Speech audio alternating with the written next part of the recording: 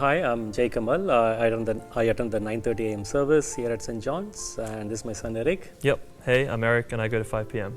My wife Diana and I have 3 children, including Eric. We migrated to Australia almost 19 years back.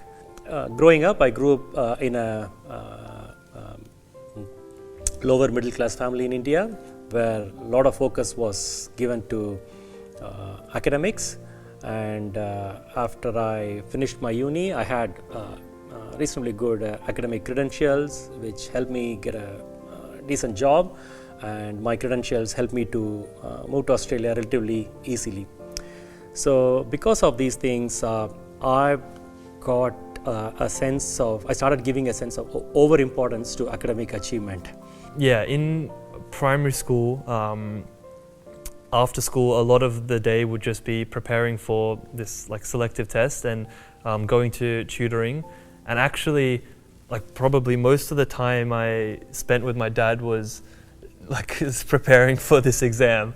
And we would go do these exam papers and mark them, and I don't think, maybe at least I didn't enjoy it, and we would argue about it. I don't know if you enjoyed it, but it was it was pretty painful. We had some 10 years of past papers. Yeah.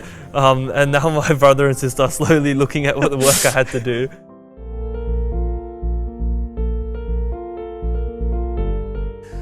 Another big shift happened in my life is one of the sermon which Diana and I listened, which we came home and discussed in detail. It was about us being parents. Actually, we are God's ambassador in our children's life.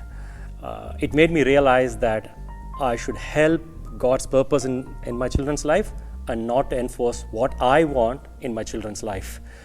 Then I also realized that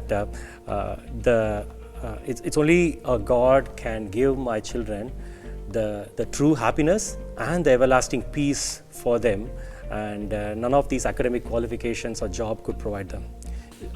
So I mean, I'm going to think that I had it much harder than my siblings. I would say that definitely I was much harder on him.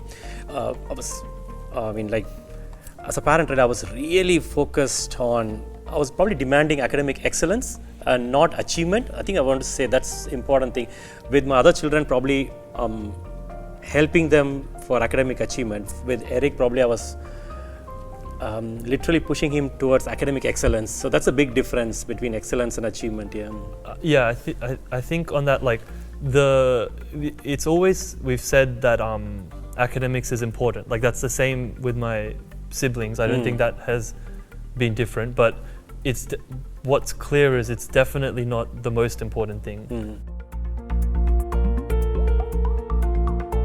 When my children, including Eric, when they were growing up, I never thought that have a conversation with them where they want to be actively or passively involved in any ministry work. I grew up and I thought that's the norm is, you come to church, be a part of the church, just listen to the sermon and then go. Not to take part in any sort of ministry. I would not say it is a waste of time. I would say that it is not for us. The skill God has given is probably maths and science, or do find something where you can use that skill and do it. But now we provide every opportunity for them to take part in these activities, so that we are showing the child that, as a parents, we are encouraging every opportunity for them to be a part of various ministerial activities where they can know more about God, and they can also invite or be a part of the group which kind of knows more about God and the love God have for us. At the moment, I'm in uni, so at church I help with kids ministry, and at uni I'm leading a small group, and I've really enjoyed those things, particularly kids ministry. As my dad mentioned, me and my siblings, we've all benefited a great deal from growing up going to kids church and youth. So I think I can see the impact that a kids church or a youth leader has, and I've really enjoyed doing that at church.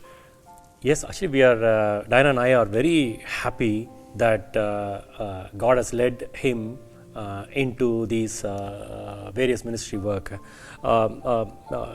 Like he shares the work he does, and truly I'm amazed how God has helped him to